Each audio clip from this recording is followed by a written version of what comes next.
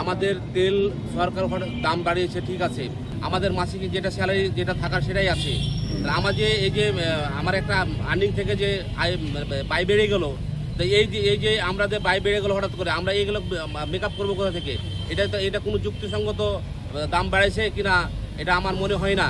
প্রশাসন তেলের ব্যাপারে নিয়ম নীতি বেঁধে দিয়েছে যে একটা গাড়িতে 5 দিনের বেশি 5 দিন পর তেল পাবে।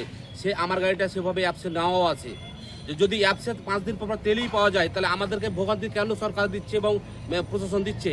এই তেলটা তো আমি 5 দিনের বেশি তো অন্য কোনো পাম্পে যা পাবো না। তাহলে আমার এই স্বাভাবিকভাবে তেলটা দিয়ে দিলে পারে তো ওই অ্যাপসের গাড়িগুলো তার আসতে পারবে না। এই ভোগান্তিগুলো আমরা কতদিন পাবো?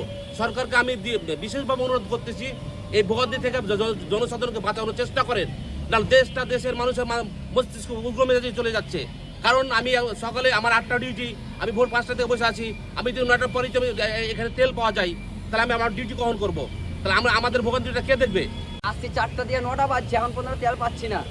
সরকার তেলের দামও বাড়াচ্ছে, এদিকে আমরা তেলও পাচ্ছি না, আমরা ভোগান্তি হচ্ছি। তাহলে এটা কেমন, এটা বাংলাদেশ আমাদের কেমন? আমরা কি চাই, আমরা আশা করি আর কি আশা করি এর ভিতর থেকে?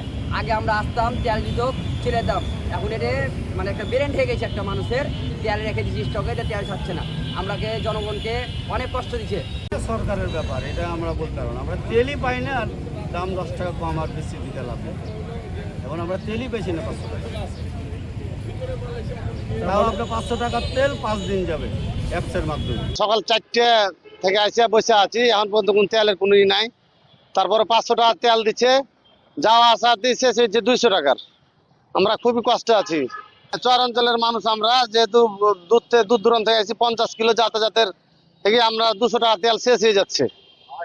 তো আমরা প্রচুর ভোগান্তিতে আছি। আমরা সরকারের কাছে দাবি জানাচ্ছি যেন আমাদের তেলটারই বাড়িয়ে দেয়।